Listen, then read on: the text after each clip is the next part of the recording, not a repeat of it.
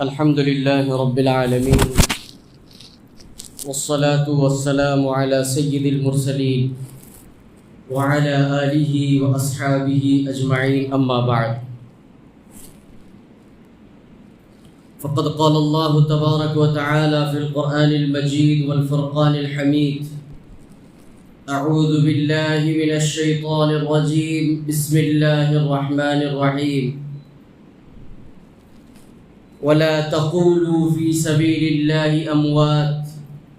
بل أحياء ولكن لا تشعرون صدق الله العظيم وقال النبي صلى الله عليه وسلم الحسن والحسين سيدا شباب أهل الجنة أو كما قال عليه الصلاة والسلام۔ محترم بزرگوں،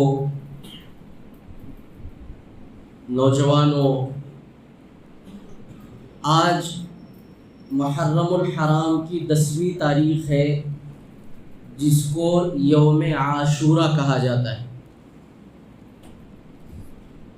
اور اس 10ویں تاریخ کی بڑی فضیلت ہے۔ اس تاریخ کا جو تعلق ہے وہ صرف حضرت امام حسین رضی اللہ تعالیٰ عنہ کی شہادت سے نہیں ہے، بلکہ انسانیت کی ابتدا سے اس کا تعلق ہے۔ قرآن کریم کی تفسیروں میں اگر ہم غور کرتے ہیں تو ہمیں معلوم ہوتا ہے کہ اللہ تبارک و تعالیٰ نے جب انسان کو پیدا کرنے کا ارادہ فرمایا، زمین سے مٹی جمع کروا کر حضرت آدم علیہ السلام کا پوری باڈی اللہ تعالیٰ نے تیار فرمائی، اور پھر اس باڈی کے اندر جو روح پھونکی گئی، تو جس دن حضرت آدم علیہ السلام کے جسم میں روح پھونکی گئی تھی وہ محرم کی 10ویں تاریخ کا دن تھا۔ اور اس کے بعد بے شمار واقعات ہیں کہ حضرت آدم علیہ السلام کو دنیا میں بھیجا گیا، آدم علیہ السلام دعا کرتے رہے، اور جب ان کی دعا قبول ہوئی تو وہ دن بھی 10 محرم الحرام کا دن تھا۔ آپ کے بعد حضرت نوح علیہ السلام کی کشتی جو جودی پہاڑ پر جا کر کے رکی تھی وہ بھی محرم الحرام کی 10ویں تاریخ کا دن تھا۔ اس کے علاوہ حضرت موسیٰ علیہ السلام کو جب اللہ تعالیٰ نے فرعون کے ظلم سے آزاد فرمایا تو وہ بھی محرم الحرام کی 10ویں تاریخ کا دن تھا۔ اسی طریقے سے حضرت ابراہیم علیہ السلام کو جس دن آگ میں ڈالا گیا اور اللہ تبارک و تعالیٰ نے اس آگ کو حکم دیا قُلْنَا يَا نَارُ كُونِي بَرْدًا وَسَلَامًا عَلَىٰ إِبْرَاهِيمَ، کہ اللہ نے جب اس آگ کو حکم دیا کہ میرے ابراہیم کے لیے تو ٹھنڈی ہو جا، تو وہ آگ ایسی ٹھنڈی ہو گئی کہ جس سے حضرت ابراہیم علیہ السلام آرام اور اطمینان کے ساتھ آگ میں 40 دنوں تک رہے، لیکن وہ آگ آپ کو چھو بھی نہیں سکی۔ اس کے علاوہ حضرت یونس علیہ السلام مچھلی کے پیٹ سے جب ان کو باہر مچھلی نے انگیل دیا تو وہ بھی یوم عاشورہ کی 10ویں تاریخ یعنی محرم کی 10ویں تاریخ کا دن تھا۔ اس طریقے سے بے شمار تاریخ کے واقعات محرم کی 10ویں تاریخ سے جڑے ہوئے ہیں، یہاں تک کہ زمانے جاہلیت میں نبی پاک صلی اللہ علیہ وسلم سے پہلے آپ صلی اللہ علیہ وسلم سے پہلے جو مشرکین مکہ تھے وہ بھی محرم کی 10ویں تاریخ کو روزہ رہتے تھے، اور جب تک آپ صلی اللہ علیہ وسلم مکہ مکرمہ میں تھے تو آپ صلی اللہ علیہ وسلم اور آپ کے صحابہ بھی محرم کی 10ویں تاریخ ایک روزے کا اہتمام کرتے تھے۔ لیکن جب اللہ کے نبی صلی اللہ علیہ وسلم کو ہجرت کا حکم ہوا اور آپ صلی اللہ علیہ وسلم مکہ مکرمہ سے ہجرت فرما کر مدینہ منورہ تشریف لے گئے تو مدینے میں اور مدینے کے آس پاس کی جو آبادی تھی وہ یہودیوں کی آبادی تھی، تو یہودی بھی 10 محرم کا روزہ رکھتے تھے۔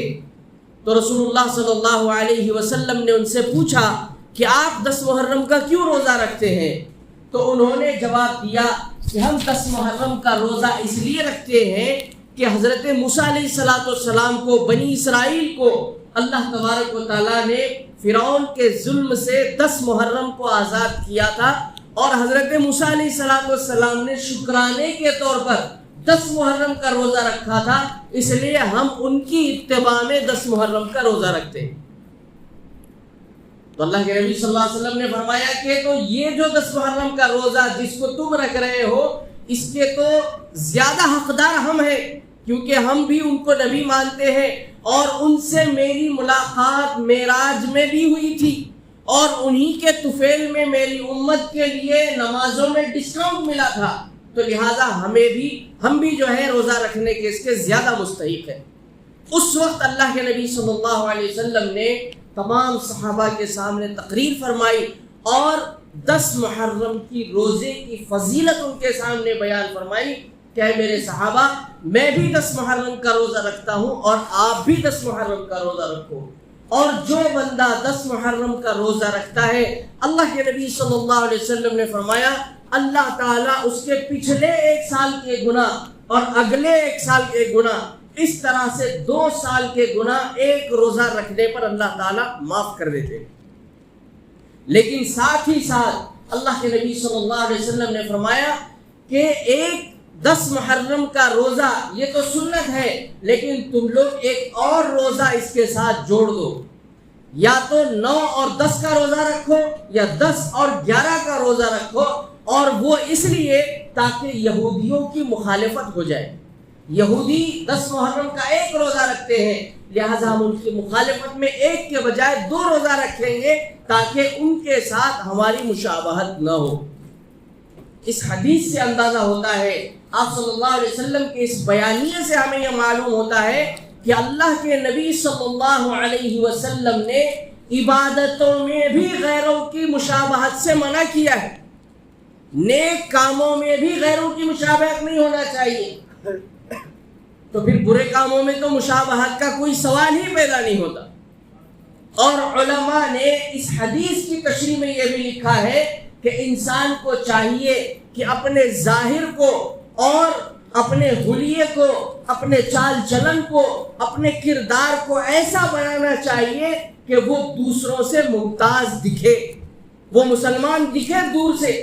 ورنہ آج کل بہت سارے لوگوں کا حلیہ ایسا ہوتا ہے کہ ان کو سلام کرنے میں بھی تردد محسوس ہوتا ہے۔ اگر ان کی طرف سے کوئی سلام آتا ہے تو تب پتہ چلتا ہے کہ یہ مسلمان، کیونکہ اس کا جو ظاہری حلیہ ہے، اس کا جو لباس ہے، اس کا جو چال چلن ہے، اس کا جو لائف اسٹائل ہے، وہ غیروں سے مشابہت اس قدر اختیار کر لیتا ہے کہ پہچاننا مشکل ہو جاتا ہے کہ یہ مسلمان ہے کہ غیر مسلم۔ تو اللہ کے نبی صلی اللہ علیہ وسلم نے اس عاشورہ کے روزے کی بڑی فضیلت بیان کی ہے، اور امید کرتا ہوں کہ الحمدللہ ہم میں سے سارے لوگ آج روزہ رہیں گے۔ اور اس میں سے یہ جو 10 محرم کی جو تاریخ ہے، یہ دراصل حق اور باطل کا مقابلہ اور اس میں حق کی جیت کی ایک تاریخ ہے۔ جب سے آدم علیہ السلام پیدا ہوئے ہیں تب سے لے کر نبی پاک صلی اللہ علیہ وسلم تک، اور آپ صلی اللہ علیہ وسلم سے لے کر قیامت تک حق اور باطل کا مقابلہ چلتا رہے گا۔ آدم علیہ السلام کو اللہ تعالیٰ نے پیدا فرمایا، اور پیدا فرمانے کے بعد فرشتوں کو حکم دیا کہ آدم کو سجدہ کرو، فسجد الملائکۃ کلہم الا ابلیس، تمام فرشتوں نے سجدہ کیا لیکن شیطان نے سجدہ نہیں کیا۔ اور وہ کہنے لگا کیوں نہیں کیا؟ اس سے پوچھا گیا کہ بھئی تم نے کیوں نہیں سجدہ کیا؟ سارے فرشتوں نے سجدہ کیا، تو اس نے کیا خلقتنی من نار وخلقتہ من طین، کہ اللہ تعالیٰ آپ نے مجھے آگ سے پیدا کیا ہے اور آدم کو مٹی سے پیدا کیا ہے، اور آگ مٹی کے مقابلے میں زیادہ طاقتور ہو سکتی ہے، اور ایک طاقتور کمزور کے سامنے کیسے سجدہ کر سکتا ہے؟ تو اللہ کا حکم حق تھا اور شیطان کی دلیل باطل تھی، تو وہیں سے حق اور باطل کا جھگڑا شروع ہو گیا، اور اللہ تبارک و تعالیٰ نے شیطان کو آسمانوں سے زمین پر پھینک دیا اور ازلی دشمن اس کو انسانیت کا قرار دیا۔ اور اس کے بعد آپ دیکھیے جتنی بھی انبیاء علیہ السلام آئے ہیں، جتنے بھی قومیں آئی ہیں، ہر نبی نے حق کا پیغام لے کر کے آیا، اور حق کے مقابلے میں ہر دور میں باطل کھڑا رہا اور طاقت کے بلبوتے پر کھڑا رہا، لیکن اللہ تبارک و تعالیٰ نے اپنی قدرت سے حق کو ہر دور میں غلبہ عطا کیا، یہاں تک کہ نبی پاک صلی اللہ علیہ وسلم کا دور آیا۔ آپ صلی اللہ علیہ وسلم نے ساری انسانیت کو، مشرکین مکہ کو، سارے جزیرۃ العرب کو سینکڑوں معبودان باطل کے سامنے سر جھکانے کے بجائے ایک اللہ وحدہ لا شریک لہ کے سامنے سر جھکانے کی جب دعوت دی، یہ دعوت حق تھی، لیکن سارے جزیرۃ العرب کے لوگ آپ صلی اللہ علیہ وسلم کے مخالف ہوئے۔ غیر تو غیر، خود آپ کے چچا، آپ کے رشتہ دار، آپ کے دوست جو آپ کو امین اور صادق اور اپنا اچھا دوست مانتے تھے، لیکن جب حق کا پیغام ان کے سامنے پیش کیا گیا تو وہ لوگ بھی آپ کے مخالف ہو گئے۔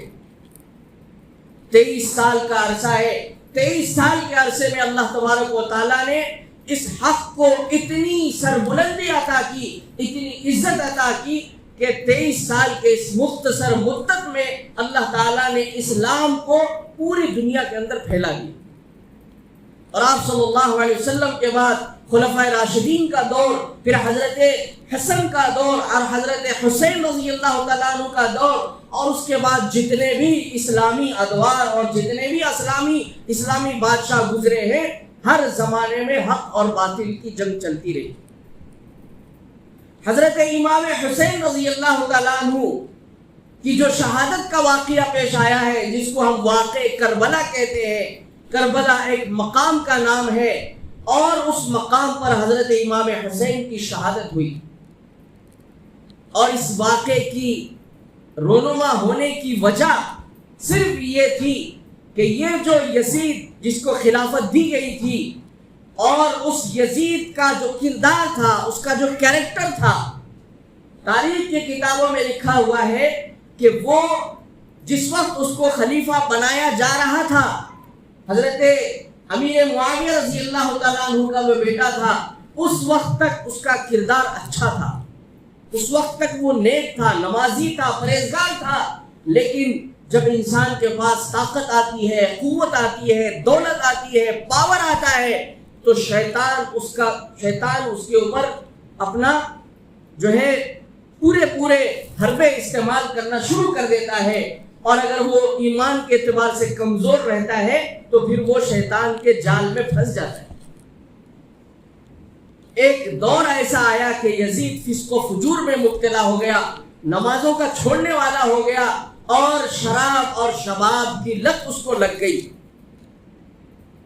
اور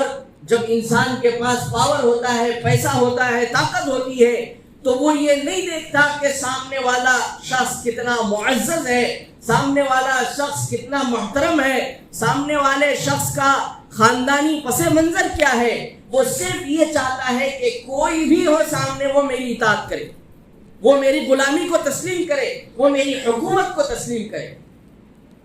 چنانچہ امام حسین رضی اللہ تعالیٰ عنہ مدینہ منورہ میں تھے، وہاں پر اس نے قاصد کو بھیجا، اور اس نے کہا کہ یہ چار پانچ صحابہ کا اس نے خاص طور پر نام لیا، ایک تو امام حسین رضی اللہ تعالیٰ عنہ، ایک عبداللہ ابن عباس رضی اللہ تعالیٰ عنہ، ایک عبداللہ ابن زبیر رضی اللہ تعالیٰ عنہ، ایک عبداللہ ابن عمر رضی اللہ تعالیٰ عنہ۔ اس طریقے سے 4-5 صحابہ کا نام لے کر کے اس نے کہا کہ ان لوگوں سے جا کر کے بیعت لے لو میری خلافت پر، اگر یہ لوگ بیعت نہ کرے تو ان کو ختم کر دو۔ اس قدر ظالمانہ اس کی سوچ تھی۔ حضرت امام حسین رضی اللہ تعالیٰ عنہ کے پاس جب یہ پیغام پہنچایا گیا تو انہوں نے 3 دن کی مہلت مانگی، اور ان 3 دنوں میں انہوں نے مدینہ منورہ سے مکے کا سفر کیا۔ جب آپ مکے پہنچے تو کوفہ کے لوگوں کے بہت سارے خطوط ان کے پاس آنے لگے کہ آپ حضرت علی رضی اللہ تعالیٰ عنہ کے فرزند ہیں، اور خلافت کے حقدار آپ بھی ہیں، اور ہم چاہتے ہیں کہ آپ کے ہاتھ پر ہم دستے آپ کے ہاتھ پر ہم خلافت کی بیعت کریں، لہٰذا آپ کوفہ آ جائیے، ہم لوگ آپ کو اپنا بادشاہ اور خلیفہ تسلیم کر لیں۔ بے شمار خطوط، تو جب بہت زیادہ خطوط آئے اور حضرت امام حسین رضی اللہ تعالیٰ عنہ کو یہ لگا کہ اگر میں کوفہ جاؤں گا اور وہاں کے لوگ اگر مجھے ساتھ دیں گے تو یہ جو یزید ہے جو فسق و فجور میں مبتلا ہونے کے باوجود مسلمانوں کا خلیفہ بنا ہوا ہے، یا تو اس کی اصلاح کی جائے گی یا تو اس کی خلافت ختم کر دی جائے۔ لیکن کوفے والوں پر بھروسہ کرنا بہت مشکل تھا، کیونکہ کوفے والوں نے حضرت علی رضی اللہ تعالیٰ عنہ کو بھی دھوکہ دیا تھا۔ چنانچہ جب حضرت امام حسین رضی اللہ تعالیٰ عنہ نے سفر کا ارادہ فرمایا تو بہت سارے صحابہ آئے اور حضرت امام حسین کو جانے سے منع کیا، لیکن ظاہر ہے کہ جب سامنے سے اتنے زیادہ خطوط آئے تھے کہ حضرت امام حسین رضی اللہ تعالیٰ عنہ نے فرمایا کہ آپ میرے لیے دعا کیجئے، میں کوفہ کا سفر کا ارادہ میں کر چکا ہوں۔ بہرحال جب آپ کوفہ کے قریب پہنچے تو وہاں جا کر کے انہوں نے اپنے چچیرے بھائی مسلم بن عقیل رضی اللہ تعالیٰ عنہ کو وہاں کے حالات کا جائزہ لینے کے لیے بھیجا۔ تو وہاں جب وہ پہنچے تو 18,000 لوگوں نے مسلم بن عقیل کے ہاتھ پر بیعت کی کہ ہم امام حسین کے ساتھ ہیں۔ تو اور بھی حضرت امام حسین رضی اللہ تعالیٰ عنہ کو امید پیدا ہو گئی اور انہوں نے سفر کا ارادہ کیا۔ لیکن جب ادھر یزید کو پتا چلا کہ امام حسین کوفہ جانے کا ارادہ رکھتے ہیں اور وہاں پر ان کے جو چچیرے بھائی مسلم بن عقیل کے ہاتھ پر 18,000 لوگوں نے بیعت کی ہے، تو وہ تلملا گیا اور وہ بے چین ہو گیا اور اس نے سوچا کہ کس طریقے سے یہ مسلم بن عقیل کو قتل کر دیں یا مسلم بن عقیل کے ہاتھ پر جن لوگوں نے بیعت کی ہے ان کو بیعت سے روک دیں۔ وہاں پر ایک صحابی گورنر تھے نعمان ابن بشیر رضی اللہ تعالیٰ عنہ، تو اس نے سب سے پہلے ان کو معزول کر دیا اور ایک ظالم اور جابر شخص کو عبید اللہ ابن زیاد کو کوفے کا گورنر بنایا۔ اور عبید اللہ ابن زیاد نے جیسے ہی وہ کوفہ آیا اور اس نے سب سے پہلے مسجد میں لوگوں کو جمع کیا اور جمع کر کے اس نے اعلان کر دیا کہ جن لوگوں نے بھی حضرت امام حسین کے ہاتھ پر بیعت کی ہے وہ فوراً اپنی بیعت کو توڑ دے اور یزید کے ہاتھ پر بیعت کر لے، ورنہ ہم اس کو قتل کر دیں۔ چنانچہ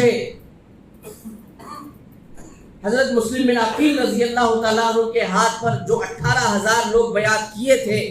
اس میں سے سارے لوگ آپ کی بیعت کو توڑ دیے، اور تاریخ کی کتابوں میں لکھا ہے 2 یا 3,000 لوگ ایسے تھے جو آپ کی بیعت پر ابھی قائم تھے۔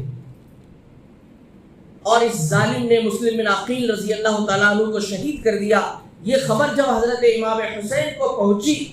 تو امام حسین کے ساتھ مسلم بن عقیل کے بیٹے اور ان کے خاندان کے لوگ تھے، انہوں نے یہ کہا کہ ہم ہمارے والد کے قتل کا بدلہ ضرور لیں گے۔ لیکن چونکہ دشمن طاقتور تھا اور ایسے موقع پر کسی قسم کی جلد بازی بھی بہت نقصان کا سبب بن سکتی تھی، اور بہت سارے ایسے لوگ تھے دشمن کی فوج میں بھی جو حضرت امام حسین رضی اللہ تعالیٰ عنہ سے محبت رکھتے تھے، اور چونکہ اہل بیت ہونے کی وجہ سے آپ سے ان کو عقیدت تھی، وہ نہیں چاہتے تھے کہ کسی قسم کی قتل و غارت گیری ہو جائے، تو سمجھانے کی کوشش کی گئی۔ لیکن ہماری یہ جو امت محمدیہ ہے اس کی بدقسمتی یہ ہے کہ ان کو جو جتنے بھی قائدین ملے ہیں خلفائے راشدین کے بعد، جتنے بھی بادشاہ گزرے ہیں، وہ سارے کے سارے بادشاہ کے اندر دور اندیشی بہت کم لوگوں میں تھی۔ حالانکہ امام حسین رضی اللہ تعالیٰ عنہ نے ان کے سامنے 3 باتیں رکھی کہ آپ مجھے اگر کوفہ جانے نہیں دینا چاہتے تو آپ مجھے مکہ جانے کا میرے لیے راستہ کھول دو۔ انہوں نے وہ بھی ان کی شرط نہیں مانی۔ امام حسین رضی اللہ تعالیٰ عنہ نے ایک اور شرط یہ رکھی کہ یزید کوئی میرا پرایا نہیں ہے، وہ بھی رشتہ دار ہے، میں خود اس کے پاس جا کر کے اپنے مسئلے کو حل کر لوں گا۔ لیکن جو فوج وہاں پر تھی اس نے اس کی بھی اجازت نہیں دی۔ حضرت امام حسین رضی اللہ تعالیٰ عنہ نے آخری پرپوزل یہ رکھا کہ مجھے مسلمانوں کے ایک بارڈر پر لے جا کر چھوڑ دو تاکہ میں مسلمانوں کے ساتھ لشکر میں شامل ہو جاؤں اور کفار کے ساتھ لڑ کر کے وہیں شہید ہو جاؤں۔ جب دشمنی عروج پر آ جاتی ہے اور ذہن پر غرور اور تکبر چھا جاتا ہے تو پھر آنکھیں اندھی ہو جاتی ہیں، انسان کو صحیح راستہ سمجھ میں نہیں آتا۔ لیکن ان ظالموں نے یہ تینوں پرپوزل حضرت امام حسین رضی اللہ تعالیٰ عنہ کے ٹھکرائے اور آخر کار کربلا میں وہ واقعہ پیش آیا جو واقعہ پیش نہیں آنا چاہیے، وہ واقعہ پیش آیا جس نے سارے انسانیت اور سارے مسلمانوں کے دلوں کو چھلنی چھلنی کر دیا۔ حضرت امام حسین رضی اللہ تعالیٰ عنہ، ان کے خاندان کے سارے لوگ، تقریباً 72 افراد، مرد عورت بچے سب اس میں شامل تھے، سب کے سب میدان کربلا میں 10 محرم الحرام کو شہید کر دیے۔ اللہ تعالیٰ ان سب کو غریق رحمت فرمائے۔ اور یہاں پر غور کرنے کی بات یہ ہے، واقعہ کربلا سے جو ہمیں سبق لینے کی بات یہ ہے وہ یہ ہے کہ ہمیشہ حالات چاہے جتنے نامناسب ہمیں نظر آئے ظاہری طور پر، حالات چاہے ہم کو ہمارے موافق ظاہری طور پر نظر نہ آئے، ہمیں کسی چیز میں حق کے ساتھ حق پر اگر ہم ہیں تو ہم کبھی بھی کمپرومائز نہیں کریں گے، بلکہ اللہ کے رسی کو مضبوطی سے پکڑے رہیں گے اور حق کے راستے کو مضبوطی سے تھامے رہیں گے۔ اور اللہ تبارک و تعالیٰ ہو سکتا ہے ظاہری طور پر نقصان ہو، لیکن اخروی اعتبار سے اللہ تعالیٰ ہمیں جو ہے اتنے زیادہ انعامات سے نوازیں گے کہ ہم اس کا تصور نہیں کر سکتے۔ تو امام حسین کی شہادت ہمیں یہ سبق دیتی ہے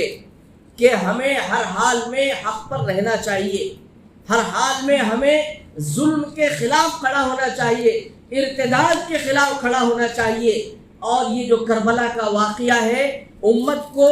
2 قسم کے کیریکٹر پیش کرواتا ہے۔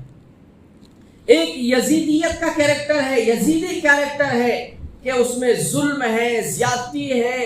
اور استبداد ہے اور ایک دوسرے کا استحصال ہے، ایک دوسرے کی خون بہانا ہے، یہ یزیدی کیریکٹر ہے۔ اور ایک دوسرا کیریکٹر حسینی کیریکٹر ہے، وہ یہ ہے کہ حق کے ساتھ کھڑا ہونا ہے، ظلم کے ساتھ کھڑا ہونا ہے، مسلمانوں کے ساتھ ہمدردی کے ساتھ کھڑا ہونا ہے، اور یہ جو دین اسلام اور یہ جو کلمہ لا الہ الا اللہ محمد رسول اللہ ہے، اس کے پرچم کو ہمیشہ تھامے رکھنا ہے، اس کے پرچم کو گرنے نہیں دینا ہے۔